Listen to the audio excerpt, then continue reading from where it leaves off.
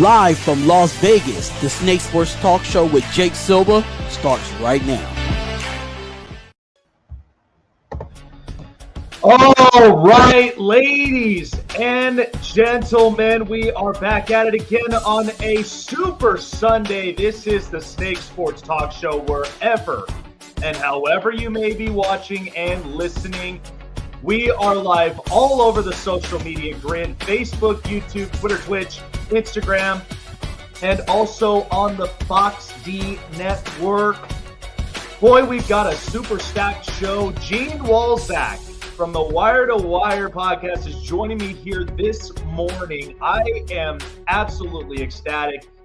My God, did we have a weekend of sports, and we're just getting started from there. I watched a couple of really good games in college.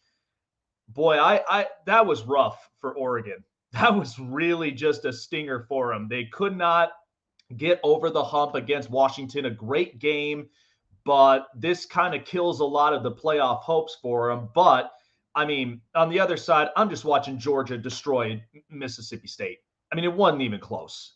And so we've got some interesting games coming up the next weekend. It's championships weekend. Clemson against North Carolina. That's going to be interesting. We've got a whole full stack here amongst us today. But like I said, I mean, we'll be talking all about it, talking about playoff predictions in college football and so much more.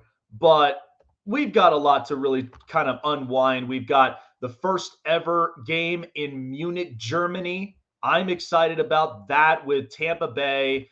And honestly, I just feel like that game might go sideways, in my opinion. I don't think Tom Brady and the rest of them, especially with the way that things have been looking with the Buccaneers, I don't think it's going to be looking good.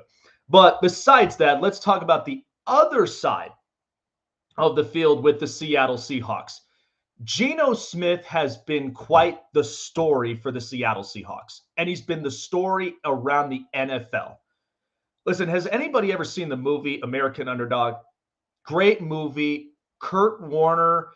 I mean, look, we've watched him play for the very first time with the Rams, even though he had a lot of different practice invites from the Packers to so many other teams, but nobody gave him a shot until Dick Vermeil of the Rams said, "You are our starting quarterback."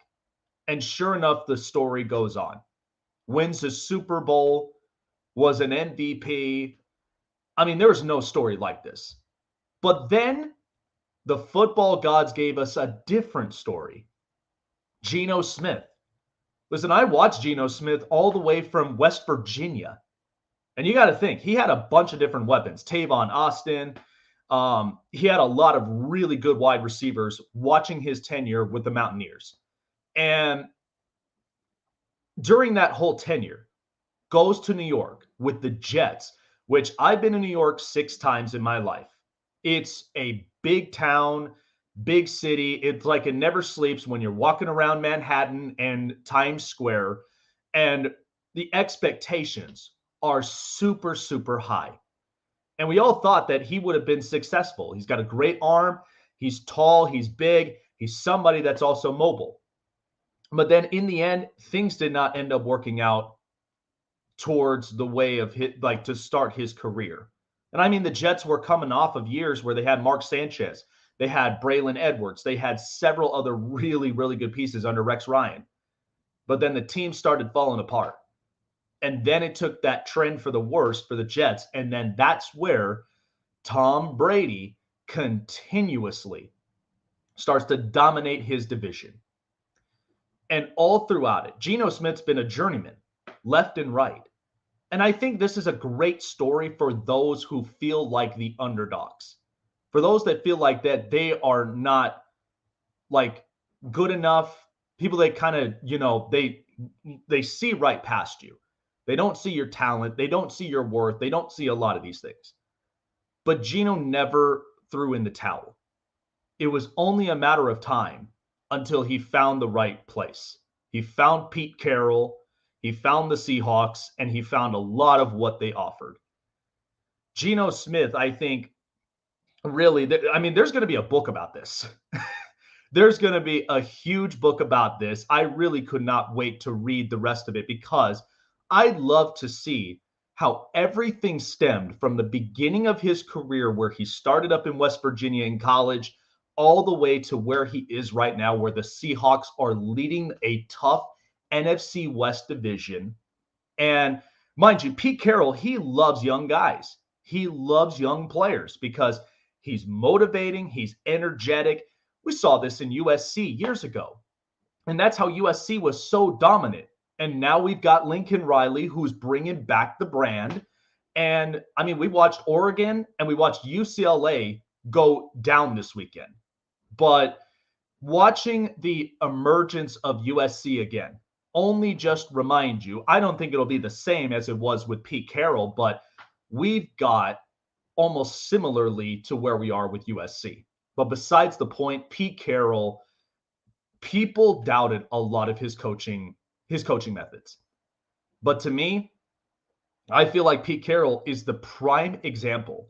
You got to think, he's been in the league for years until he bounced around from the NFL back to college football, back to USC, and was continuously coaching until he was mentally prepared for the NFL.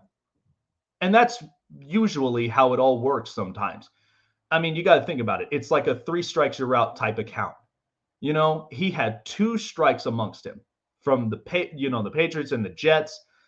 Pete Carroll, we thought he wasn't going to be a successful coach the second he went to Seattle. And then things changed. Now, I know a lot of people have talked about Russell Wilson and just his talent, the expectation, and then what the things he overcame to be the quarterback that he is. Now he's no longer in Seattle. People start criticizing, is this all just Pete Carroll, or is this all just Russell Wilson's fair game? I think, honestly, we're going to see Russell Wilson this weekend because a lot of people were saying he doesn't wear a wristband, which why would any quarterback not wear a wristband? It doesn't make any sense. It's like you're walking into a test without notes, and it's an open note test. I get it. It's overconfidence. It's an ego booster, but still, if it's an open book test, take advantage of the opportunity. But Pete Carroll reminded people, look, I didn't need Russell Wilson. I didn't even need the Legion of Boom. I just needed people to trust me within the building, that we are a team of believers. And that's what Pete Carroll looks like currently. And Geno Smith, a journeyman who comes around and he is literally putting up MVP numbers. You don't see that every day. You don't see that in this league. And sure enough, with as much as Geno Smith has contributed, and you got to think, he's got Tyler Lockett, he's got DK Metcalf. I think Kenneth Walker, by the way, a sleeper for Rookie of the Year.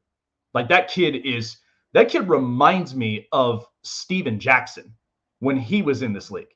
Strong, busts through defense, and he gets himself open in the playing field. This Seattle team, I can't wait for this to be in a book one day. But I think Geno Smith is the prime example and the reminder to all athletes, and even to people like ourselves, that it doesn't matter what the big time critics will write and they'll blog and they'll say about you. It's about what you feel from here. What do you do in scenarios, in situations where people feel like they don't believe in you? You find a way to rise above it all. That's why we have great content creators, especially a part of this network and especially a part of the community. These are a community of innovative thinkers, of believers, and people that strive for greatness. That's what it's all about. Geno Smith, he's not just any quarterback.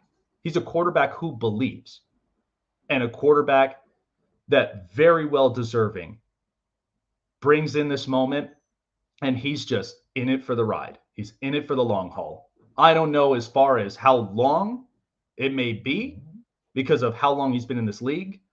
But for right now, I'm just sitting back on the couch and I'm just watching this journey, just ride through it and just see how far it takes us. So, with that being said, so he covers everything Philadelphia. And man, he's definitely one of the best content creators around in the industry. You see him on Wire to Wire podcast as well. Gene Walczak is joining me here via the Global Satellite Network, presented by StreamYard.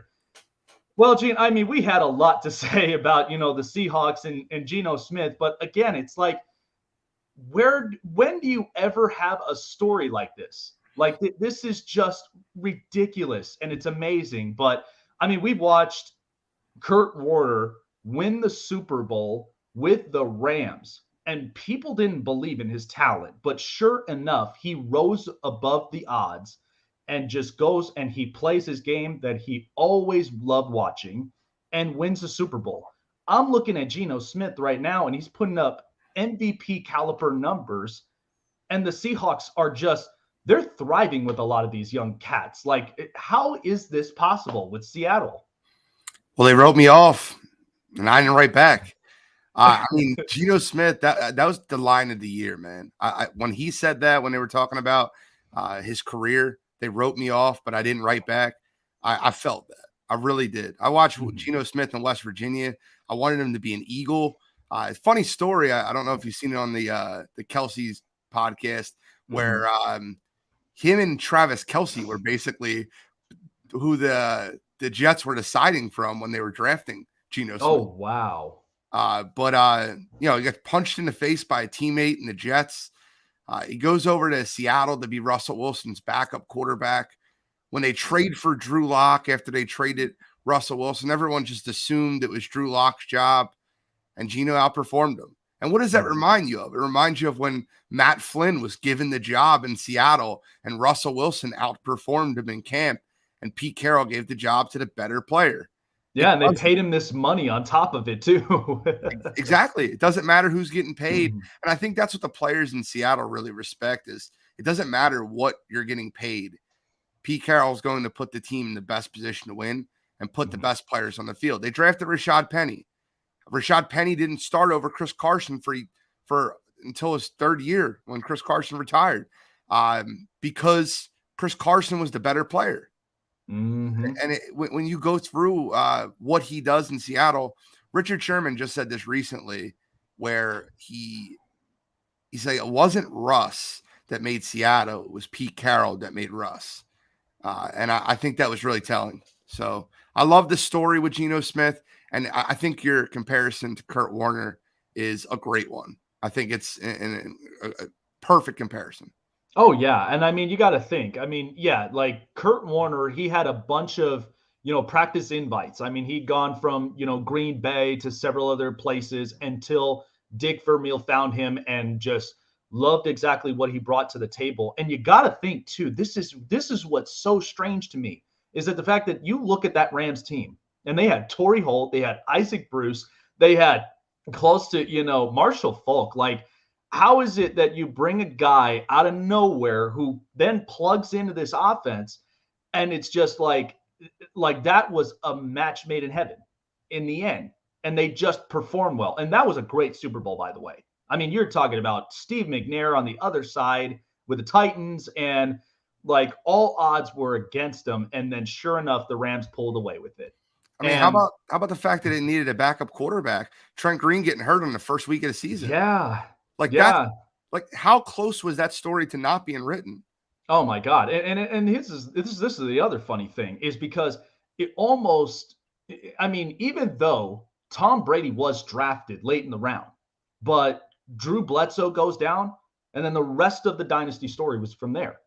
Like it's nuts. Like, it's just the NFL is just so king for this, because it's like, and listen, I'm a baseball guy. I love history, but it's like now the NFL is starting to give me stories I've never read before. And like baseball used to be like that. Now baseball, it's changed in so many ways, but it's like now you start to see the NFL and it's just like, you know what? I'm all in for the story. Like I can't wait for a book to be written about this.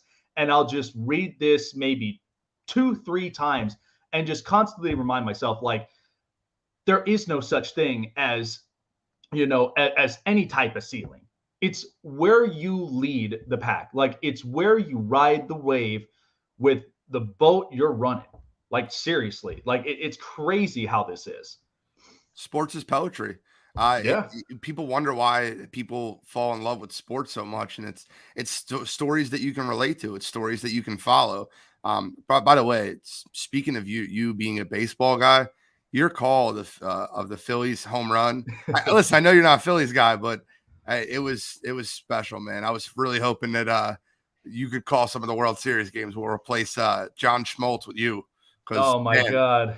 You have no idea how many people have like literally told me, whether it's John Smoltz or it's Joe Buck or either of those guys. It's just like, look, I don't have to be a dinosaur to literally know like the currency of the game, the histories of it. And then at the same time, you're opening up some fun facts. And like, because again, I was like watching that game, and we'll get to this now with Philadelphia and like talking a little of the Phillies, watching that game from game 3 and calling it brought me back to 2008.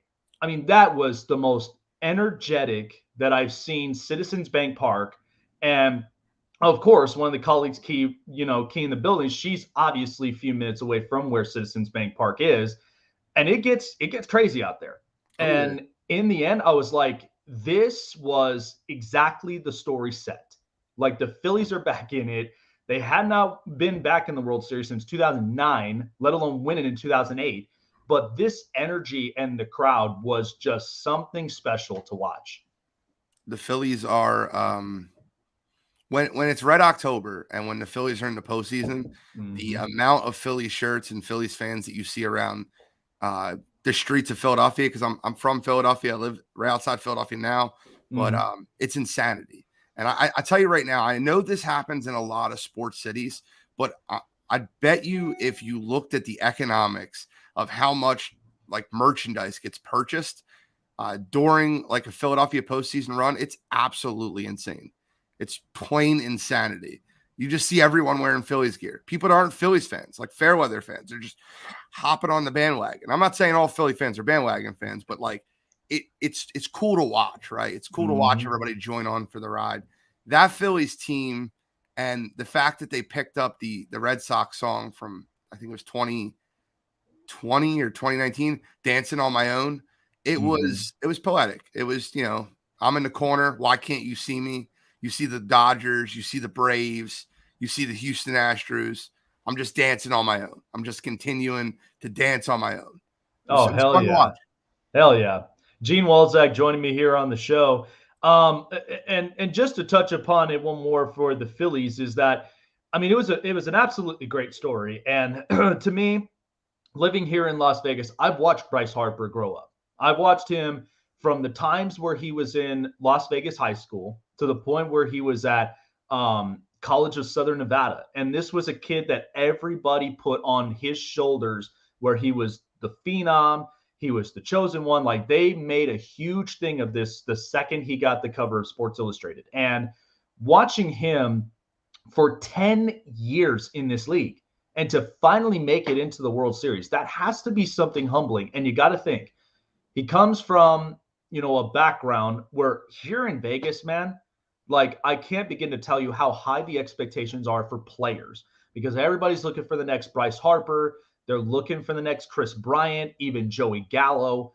Like, and I feel for a lot of these young players, because I'm like, look, can't we just go to simple times to where it was fun, where you taught these kids what baseball and life is all about? Like, and in the end, you're going to get successful gentlemen, whether they do continue their baseball career or they don't. But watching Bryce in Washington as the number 2 overall pick in front of one person who felt salty about this, and this is Mike Trout. I mean, you got to think, this is horrifying for him to see this with the Angels and the way they are going on that direction and that whole train. I feel bad for him. But Bryce making it here, and he looks so different. Like, if you notice when they won the NLCS and he was there in the press conference, I noticed a change in his personality. It's like you've gone through 10 years of you were the absolute phenom. You were the guy that everybody couldn't stop talking about. You were the MVP in 2015, and people started criticizing. Is it Bryce that's the problem that they can't get to the World Series or he can't get past the hump? Then he got to the World Series, and it's like a lot of that changed. Is that priming for the Phillies potentially that they're like, they've got this group and now they're willing to take that step ahead where they want to get back in? What was your thoughts looking at Bryce Harper this year? I think that I don't think there's a more Philly guy currently than Bryce Harper. And I know he's not from Philly, but like in Philadelphia, we have this thing about athletes, right? And I'm going to give you like a quick backstory for it, and then I'll get right into it. But Chase Utley, Brian Dawkins, Jason Kelsey, they're Philly guys. Like, you know, in Philadelphia never really embraced Donovan McNabb. He had that schmug attitude in every press conference that no, seriously. And it was just like, oh yeah, of course I'm a Hall of Famer. And that mentality of not putting your head down and going out and getting it. And Bryce Harper embraced this fan base the moment he signed that contract.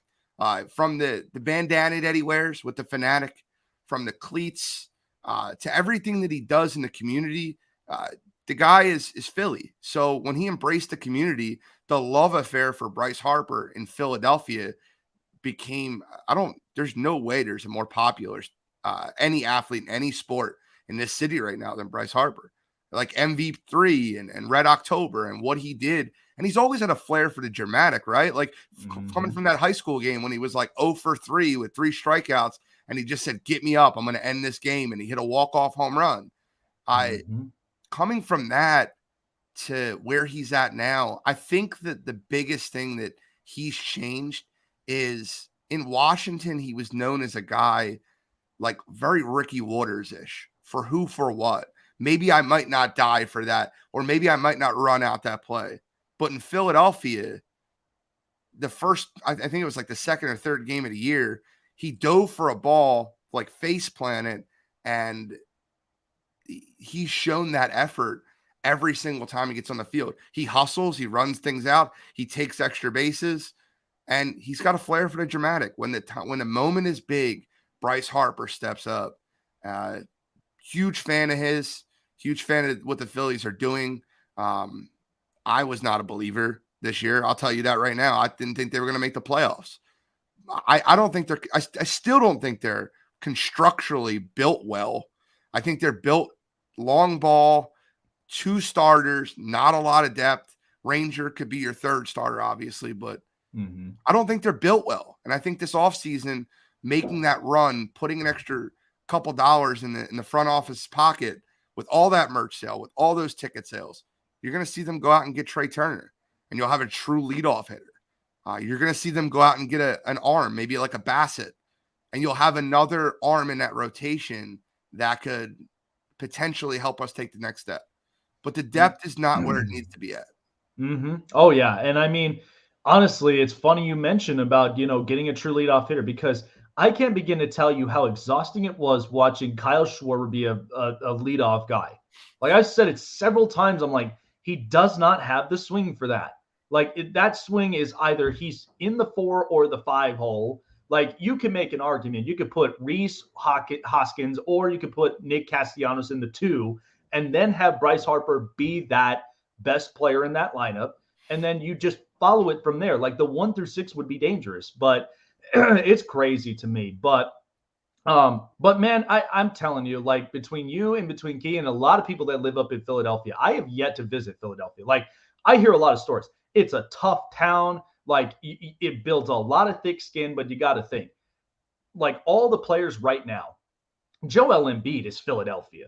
Like there's no question about that. He's zero filter. He's a guy that's like, I don't care what people say on the outside. I'm playing my game and I'm playing to the fullest effort because that's what Philly is. I mean, you even got the Eagles right now. I mean, Jalen Hurts, I think, is Philadelphia. He is. The fact that people just the fact that people criticized him since his tenure in Alabama and then changing to Oklahoma, that's insane. And every year he's just seeming to get bigger, stronger, and he's getting better at his game. And I think there was no better tandem than adding A.J. Brown in the middle of that mix. So talking about the Eagles, I mean, they got a pretty good game amongst them on Monday night. And that's going to be interesting to watch. But seeing them still undefeated, I got nothing for them. Like offensively, defensively, they're so damn good. And they added in so many pieces. I mean, Hassan Reddick comes back home to Philadelphia. Then you've got Jordan Davis and Nakobe Dean, a double whammy of really good defensive guys, and add Kaiser White and then C.J. Gardner along with James Brown. Like, what the hell, Howie? Like, this is insane. Like, everybody thought Howie was just good, like losing his mind because of how the train rode with the Carson Wentz era. But this team, compared to the Super Bowl team they had in 2017, is it possible, though, because a lot of people are criticizing this, just because they're undefeated doesn't mean anything until you win the championship. We all know this. But what seems to be so different about this group versus the 17 Super Bowl group? I don't know how much is different. It's the lunch pail mentality. And in Philadelphia, that's embraced, right? And I think Jason Kelsey, being the leader in that locker room, he knows the city better than anyone. So when you come into that locker room, we want that lunch pail mentality. We're checking in the work. We're working hard. And I think the reason Jalen Hurts fits so well into Philadelphia is because he's a try hard. And that's what he is. Let's call it what it is. Physical specimen. I mean, he can lift weights, but his attributes are not what you would primarily look for in a quarterback. His arm strength lacks, his accuracy lacks. But guess what? You know what he's the best at? Getting better. He's the best at getting better. He constantly works on his game. He's the last one he's the last one in practice. He's the first one there. I know it's a cliche to say that, but he's truly that guy. Son of a coach. So he's been coached and groomed in this his entire life. And want to hear something crazy? You know, this year's the first year he's had the same head coach 2 years in a row. Yeah. That's insanity, right? That's insane. Why he's starting, obviously. I think he was at Bama a year. I think he was at Bama for 2 years, if I'm not mistaken. But yeah, he was at Bama for 2 years before Tua Tagovailoa. The story we're seeing right now with Miami. I mean, that again, I felt for Jalen Hurts in that national championship game, because it was like they were trailing, and then all of a sudden Tua comes in, and now he's the next big thing. Like that's tough to hold on to. But yet going from Bama, but going from Bama to Oklahoma to Lincoln Riley, like that whole story and that narrative was insane when I watched him play. Yeah, builds character. I think that adversity is one of two things. It could break you down or it could build you up. And it really depends. And like you were talking about earlier with Geno Smith, right? They wrote me off. I didn't write back. Those things, when you're benched for Tua Tagovailoa and your coach tells you, go find a situation like what Lincoln Riley has in Oklahoma, and you go over there and you become a Heisman candidate. You get drafted higher than what his projection was. He was projected a 3rd, 4th round pick. The Eagles reached on him in the 2nd round. Doesn't look like a reach anymore. Sat as a backup to a quarterback that just got a massive contract extension. Carson Wentz fell apart. After Carson Wentz fell apart, Jalen Hurts took the reins. Last year, a lot of criticism, including from me, a lot of criticism that they only beat bad teams, which they did. That's all they did was beat bad teams. Comes back this year, looks better, has more weapons with A.J. Brown. The offensive line has more continuity. The entire offensive line started, 6 out of the 8 games. All of a sudden, the line is protecting them. They're running the football. You have a number 1 wide receiver. You have Shane Steichen calling the plays for back-to-back years. Well, being the offense coordinator for back-to-back years. Nick Sirianni called it last year, but he was still the offense coordinator. Yeah, I mean, it's awesome watching him get better.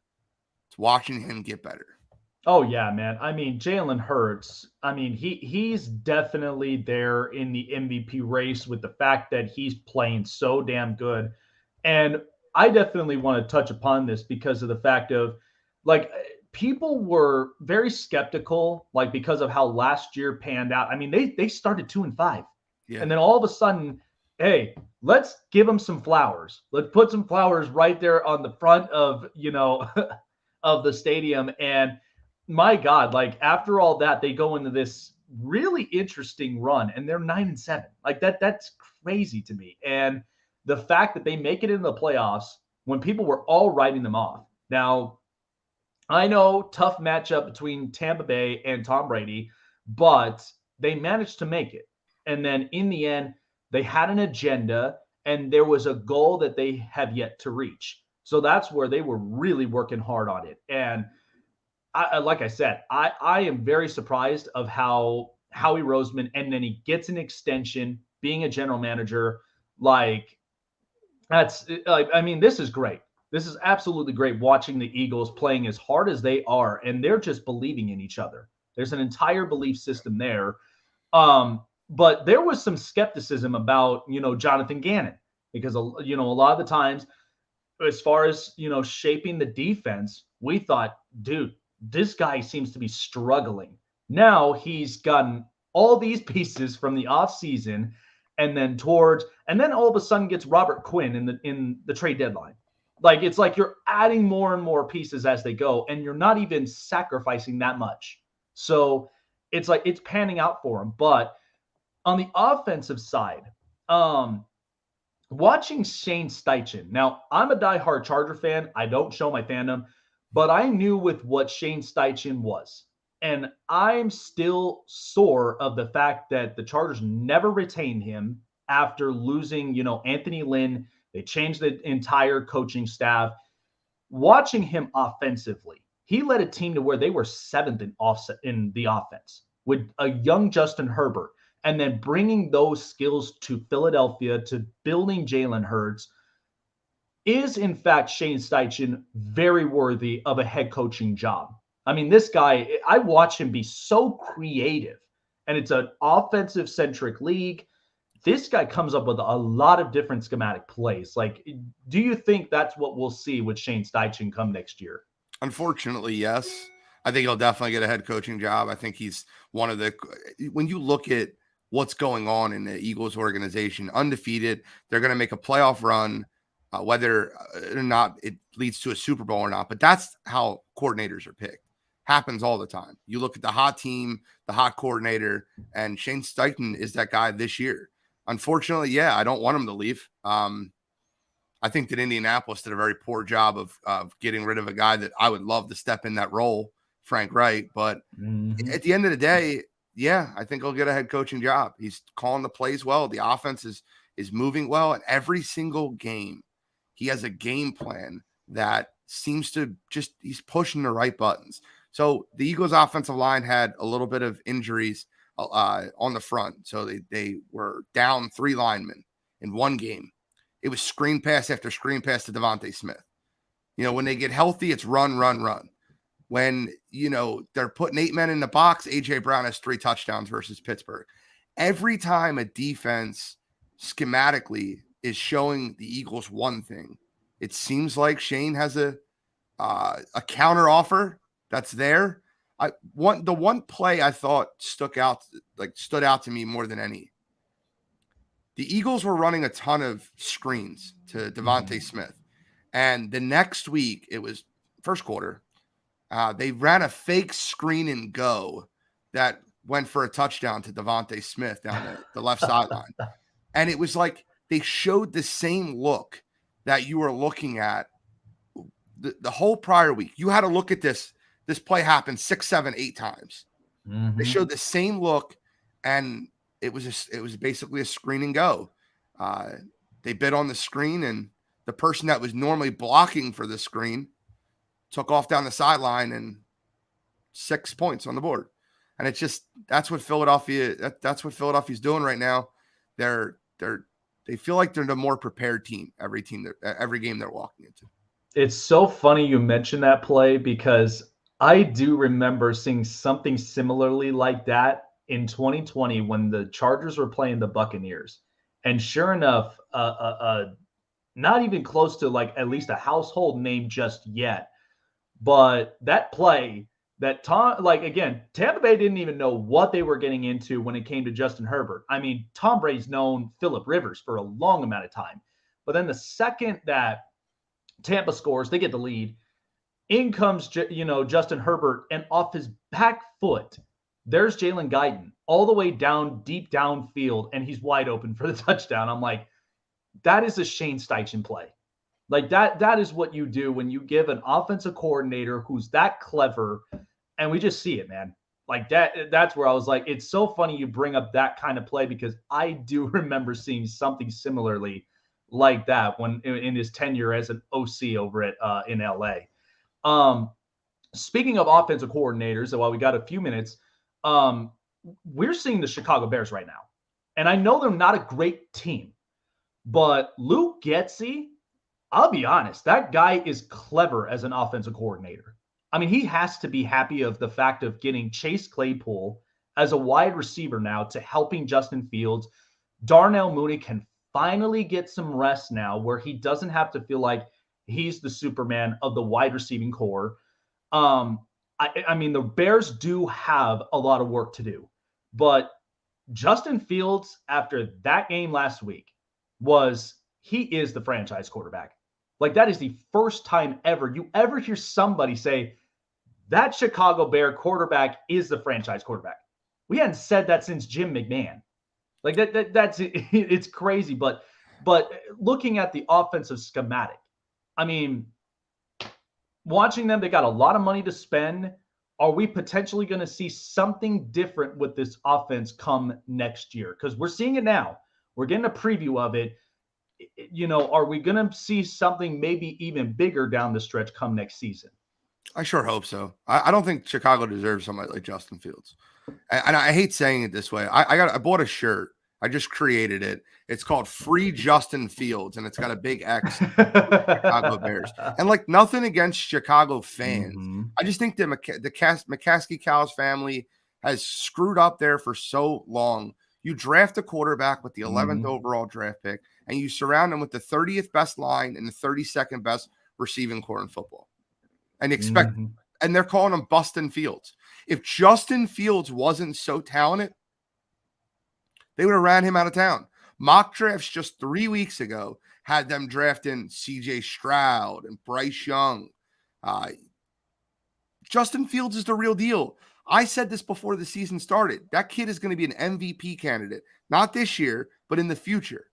And you're starting to see what I've seen in Ohio State from Justin Fields when he put 6 touchdowns up against Clemson in the college football playoff. And he took that horrendous hit too, dude. Like that, and then still ribs. To get back up and make a play, that was insane. Broken ribs and taking that hit and being able to throw for 6 touchdowns versus Clemson. And Clemson was no joke. Their defense was very good. Justin Fields is incredible. I don't give the credit to Chicago's coaching staff that I give to Justin. It seems as if he's, screw it. I'm going to use my legs more. Broke Michael Vick's rushing record last week. And a lot of them aren't designed run plays. A lot of them are him scrambling and creating something with his legs. Yeah, I guess adding Chase Claypool's better than N'Keal Harry. Yeah. But like, at the end of the day, like, you gave up Roquan Smith for a second and then gave up an earlier second to get Chase Claypool. If in this grand scheme of life, right? If you had Roquan Smith and Chase Claypool and we're like, who's more valuable to a franchise? 100 times out of 100, you're taking Roquan Smith.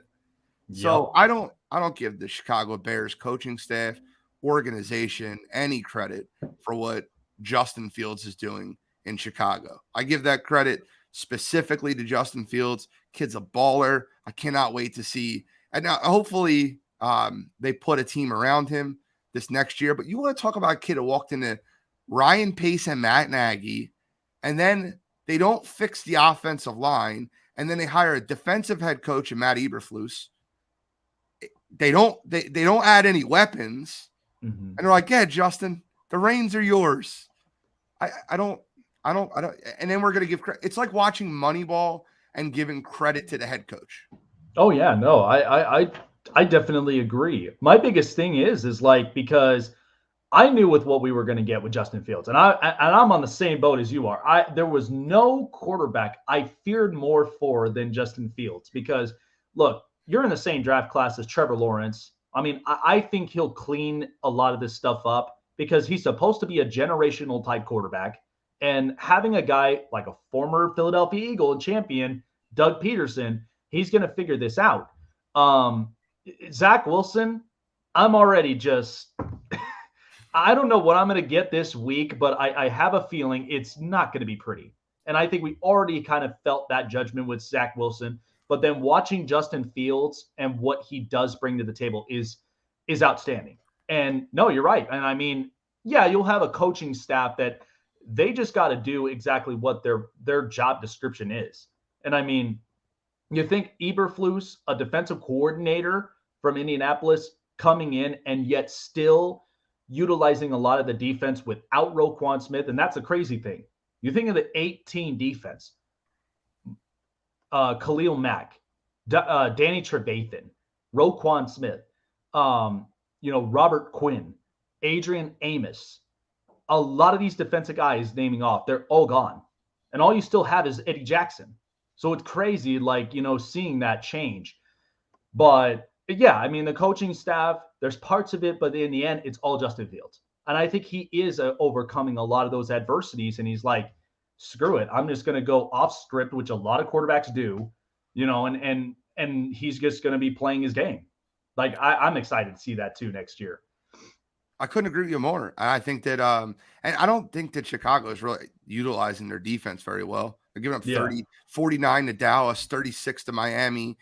They're not playing good defensive ball with a defensive head coach. Mm-hmm. I think that Matt Eberflus made it very clear that he didn't value his defensive side of the ball, and they weren't his guys.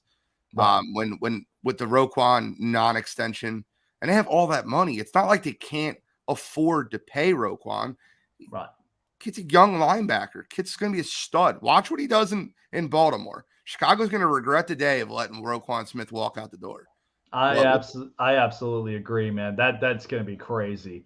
Real quick, so Washington Commanders against the Philadelphia Eagles Monday night. So the Eagles, they saw Carson Wentz, the first time back in the NFC East, and that was an ugly game for Washington. In the end, it was all lopsided. Philadelphia was just kicking their asses. And so here we are now with Taylor Heineke. How do we expect this game really to go down? Because let's be honest, a lot of these betting games so far have been one score or less. That's insane. Not a lot of the favored teams have been able to cover the spreads that they've been given. So it's a minus 11. So that's telling me you're asking Jalen Hurts to throw 2 touchdowns to A.J. Brown, hoping that you might get a little dink and dunker to either Dallas Goedert or Miles Sanders somewhere in the middle of the field, like the screens we were talking about, and at least cover the spread.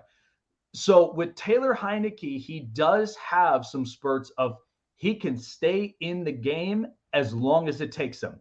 So how do you really foresee this game really going through? So it's scary to me, and I'll tell you why it's scary, because normally I'm the guy that's all right. You got to be careful with this one. They can beat us any given Sunday. I even said that with Houston. I'm like, that Houston game is going to be way closer than people want it to be. I think that short week, going on the road, Dameon Pierce after losing Jordan Davis. But it's scary to me. I don't see how Washington can keep this game close. I think this game is going to be an absolute blowout. It's Monday Night Football. It has the Eagles have extended rest coming from Thursday to Monday, extra prep time. Jake, coming from an outsider's perspective, not an Eagles fan, is there any position on the football field, any position group on the football field that you would give the edge to Washington? Anyone. And I did this on Birds Deep and Wire to Wire, and I look at it, and I don't see any spot where they have an advantage. Oh, no. Honestly, outside of Scary Terry, dude, Like, I mean, between him and AJ Brown, AJ Brown has that slight edge, but I love watching Terry McLaurin though. Of Like, course. and you're absolutely right. Like, there's not because first of all, Washington does have a running back by committee, but it's nowhere even close to Philadelphia. Not even close. And Washington lacks tight end. And so you see Dallas Goedert, and he's special. Like, he's the guy that really opens up for midfield. And I mean, we may not see this year, but next year, that kid out of Penn State, Jahan Dotson, that kid's going to be interesting to watch, though. Like, and we're seeing spurts of that, left and right. I watched it in the beginning of the season. I thought he's going to be something special. But no, I think you're right. And then in the end, they're still waiting on Chase Young, and they do have quite the pass rush, but it's nowhere close as an entirety of a defense like Philadelphia.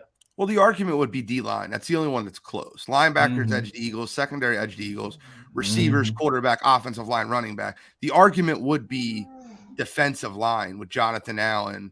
But man, I don't see where Washington has any advantage in this football game. I see this game getting ugly, especially being a primetime game. You never look ahead. There's never a look ahead or a letdown game on prime time. It just doesn't happen because it's Monday Night Football. But I think the Eagles blow out the Washington Commanders this week. And I don't see it going any other way. And that's what scares me. Because I'm not normally this confident with my team. Week 1, I almost predicted the Lions to beat them. That's how unpredictable football. Yeah. But this I don't see how this game remains close. Every advantage goes to Philadelphia in this game. Well, I hope you're right, because I mean, the favorite -11, man, that's a lot of points to swallow. So, and again, I'm taking them on that -11, and my score prediction was 33-20. Like that's literally how I look at it in this game, because again, you can't count most teams out, but if it comes out to a blowout, I'll be a happy camper from there. Gene, this is so much fun, man. I really do appreciate you jumping on. For all of our viewers and listeners, where all can they find your content and your podcast? Wire to Wire Sports Podcast is anywhere you can get podcasts. We have the podcasted version on Spotify, Apple Music, iHeartRadio. We're on Facebook. We're trying to grow our YouTube channel. We just basically started it. We used to be in a studio. So subscribe to YouTube, Wire to Wire Sports Podcast. I'm on Twitter. Anywhere you can. Dude, I breathe this, man. It's all my merch. It's everything I do. It's my background. I live and breathe this. So, man, oh man, that Wire to Wire looks absolutely fire. I definitely got to get wired in and get myself some sort of gear from there. But good talking with you, Gene. And real quick, because one of our good friends out in Boston, shout out to Beantown Breakdown, Bobby out there. We are really pulling for him, and he is kicking ass. Close to being cancer-free. Is getting closer and closer to it, man. He is literally killing cancer, and I am happy of the fact that he has really been pulling for it, man, and he's been really doing well on his tests. Good for Bobby, man. And he's saying the Phillies might get Xander Bogaerts. Boston media is saying that there's $200 million on that table. Like, quick thought, like, that's going to be crazy. I think that's a little bit of a bluff. I think that's a Trey. I think the Phillies are all in on Trey Turner. I really believe that. He's Bryce Harper's friend. I think that the organization is going to do whatever it can to get Trey Turner. I wouldn't be upset with Xander. Xander's incredible. Let me be clear about that. But I think that's a bluff. I really believe that. I think that Trey Turner ends up in Philadelphia. But hey, man, I'm not upset with the consolation prize of Xander Bogaerts. Not at all. All right. Well, we'll see exactly how this offseason goes on, because again, it's a few days away. So we're waiting to see money spending right there, man. So I'm excited of the MLB offseason. I think it's going to be chock filled of just massive money on the table, and we'll just see where everybody goes and whether they retain him. So thanks, Gene. I appreciate you, man. We'll definitely do this again soon, and I hope you have a great weekend and enjoy Monday night against those Commanders. Thank you, man. Appreciate you having me on. Absolutely. Gene Walczak there for the Wire to Wire podcast. Such a great guy. Knows a lot of his stuff with everything Philadelphia. I mean, like we talked about with, the Phillies. I mean, the fact that they had no business being in the playoffs, let alone in the World Series, yet they made it. I mean, it's incredible when you talk about underdog stories like that. I mean, we talked about with Geno Smith, we talked about with Bryce Harper, and several other different topics. This was incredible. I mean, this right here, we got to save. I got to save this interview because that was really, really, really good. I was very happy on a Sunday to get something like this. This was great. All right. So I know that we've had at least a couple of other topics from there, but watching the college football atmosphere throughout yesterday. By the way, like I'm just going to say a side note.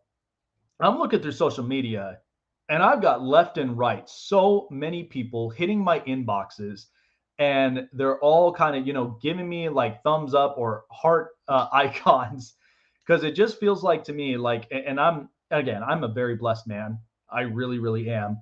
That my fiance and I, we just feel like the couple of the year. Like everybody just loves us.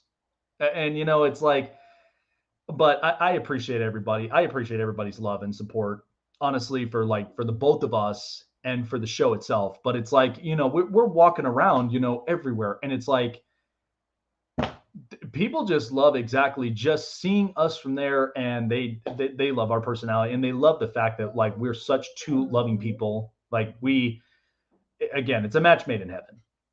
And for those, like I said, wherever love's hanging around, it'll find its way. It'll very much find its way. But besides that, I mean, we went and watched the movie last night. It was called Smile. And by the way, guys, that movie is insane. Like, it literally is insane. That's one that really screws up with your head. And I literally walked out and I'm like, I think everybody afterwards needs to seek therapy after this movie. Like, it's crazy. But before all of that, I mean, I'm watching Georgia absolutely annihilate Mississippi State on a military appreciation night. And then I'm watching over there across from me, Washington and Oregon. And again, I thought Oregon was right there on the gas. And then all of a sudden, they're out of the tank and Washington beats them. Like that is a hard pill to swallow if you're Oregon, because that was exactly college, that was college playoff hopefuls. And so watching a lot of these games, and we'll recap it here. So watching college football and all of it, I mean, USC destroyed Colorado. I knew that they were going to end up making it into Pac-12. I mean, I knew they were going to be there in the championship. Ohio State, Tennessee, and by the way, LSU clinches into the SEC after beating Arkansas. That was a close one too. And Brian Kelly, like that, Brian Kelly, I really do love how this team really looks. I really do. Illinois gets upset by Purdue, Kentucky losing to Vanderbilt, Michigan. Let me be honest. This Big Ten, Nebraska needs to leave. Like, Nebraska needs to go back to the Big 12, and they really got to shape up. They really have to shape up this program. I'm serious, because in the end, does not look good. But I thought Ole Miss was going to pull it off against Alabama. But that was a damn good game to watch. So Alabama again in the SEC championship. And, you got Georgia. So I think this will be interesting. This will be interesting to watch throughout the rest of the year. Boston College nailing a nail biter against NC State. And then Tulane, the road stops here against UCF. So that was, we had a great weekend of college football.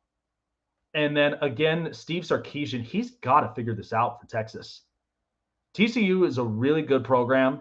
Not going to deny it, but he's got to figure it out with Texas. But there are some good things to really look ahead and look forward to. So on the final 5 minutes we got left of the show. So we're going to be talking a little bit more about some storylines that are going to be coming around in the MLB season. So let's go ahead and get some background music up from here. So looking at the storyline, the Houston Astros, they won the World Series. And they just fired their general manager. So Click is now officially out. That's a hot job right now for Houston.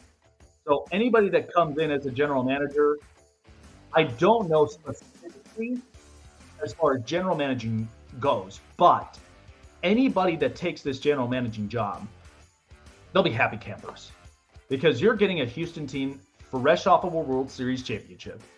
And you've got a lot of really good talent amongst Yordan Alvarez, Alex Bregman, and several others that are there. One other storyline. Somebody's going to pay the big bucks on Trey Turner. Because right now, we just talked about it with Gene, the Phillies are all in on Trey Turner.